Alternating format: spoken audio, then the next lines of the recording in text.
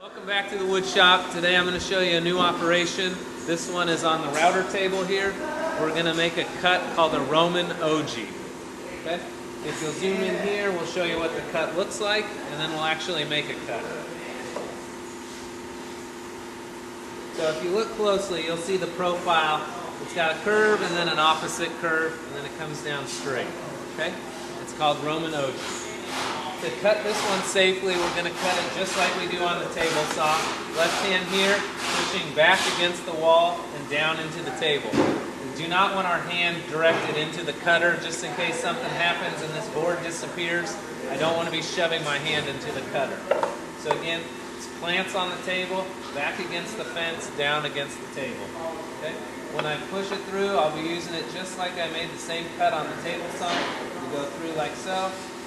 Keep the pressure there. As I get to the end, I can bump it over to here and finish it off. Okay? Now, this is kind of a big cut, so I'm going to do it in 3 stages. I'm going to bump the fence forward just a bit so that it doesn't cut quite as much. Then I'm going to make my first pass. Go ahead.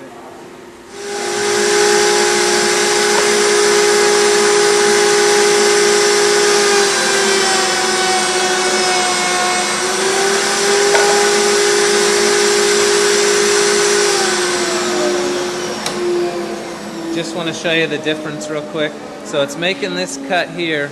In profile, you can see the shape that it's making. Again, that's a Roman OG. So I'll finish off the cuts real quick and you can see what it looks like.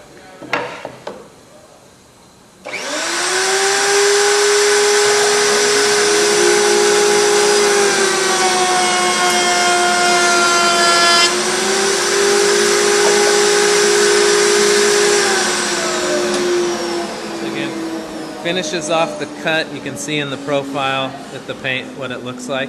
I'm going to do 2 more quick cuts and then we'll finish this project off.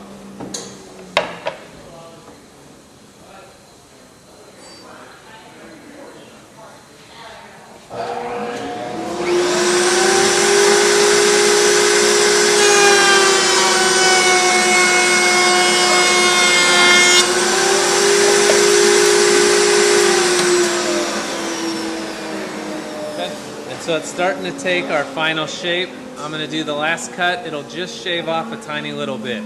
We're doing it in 3 passes just to make sure that it doesn't chip out the wood. Oak tends to chip real easily, so you want to kind of baby it through the process. So if you'll zoom in here, I'll show you how to set this so that it comes out right for the last and final cut. I'm going to loosen the fence here. And what you'll see is we want this fence, and the bearing to all be in a perfect line. So I'm going to back the fence so that I reach fence, bearing, and fence are all in a perfect line. Once I have that where I want it, I'm going to lock this down and make my final cut.